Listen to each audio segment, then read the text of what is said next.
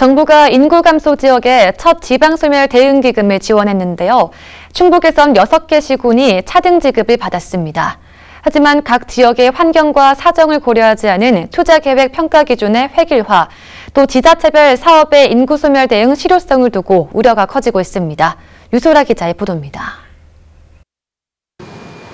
인구 5만 명을 상회하던 옥천군, 올해 2월 5만 명 아래로 떨어진 뒤 좀처럼 회복하지 못하며 현재 소멸지수 4단계에 해당하는 심각한 상황에 처해 있습니다.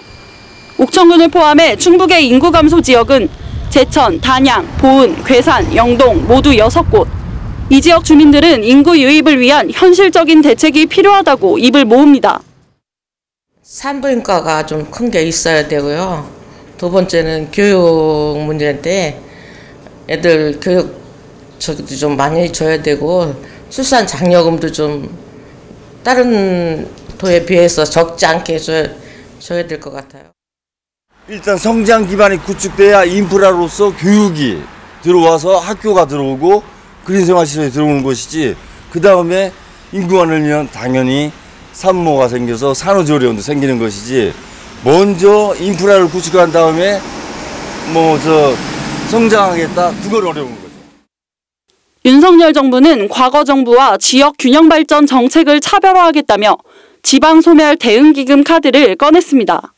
인구가 줄어 소멸 위기에 처한 인구 감소 지역과 관심 지역에 중앙정부가 10년간 매년 1조 원을 지원하는 게 골자입니다. 도입 첫 해인 올해는 7,500억 원이 책정됐는데 지자체 투자 계획서를 받아 평가단 심사를 거쳐 각 지자체에 배분했습니다. 내년까지 2년간 지원되는 충북 몫은 모두 1,104억 원. 정부의 지방소멸 대응기금 배분 기준에 따르면 B등급을 받은 괴산군과 옥천군에는 각각 168억 원, C등급 보은군은 140억 원, D등급 영동군은 126억 원을 확보했습니다. 2등급 제천시와 단양군은 각각 112억 원을 확보하는 데 그쳤습니다.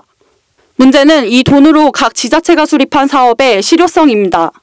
도내 지자체 사업 계획을 보면 둘레길이나 친소 공원 조성, 다문화 교육관 건립 등 기존 사업들과 다를 바 없어 직접적인 인구 유입 효과를 거둘 수 있을지 의문입니다. 애초 행정안전부의 가이드라인이 생활 인프라 개선에만 초점이 맞춰진 탓입니다. 지방소멸 대응기금 사업계획 평가를 둘러싼 불만도 적지 않습니다. 물론 전문가들이고 더 관련 전문 지식이 많으신 분들이긴 하지만 그분들이 이제 그 짧은 시간 내에 평가를 하는 거에 대해서 약간의 이제 그 아쉬움이 있다라는.